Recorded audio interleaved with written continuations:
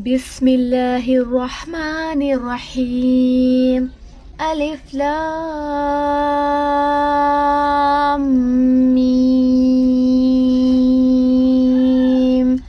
ذلك الكتاب لا ريب فيه هدى للمتقين الذين يؤمنون بالغيب ويقيمون الصلاة ومما رزقناهم ينفقون والذين يؤمنون بما أنزل إليك وما أنزل من قبلك وبالآخرة هم يوقنون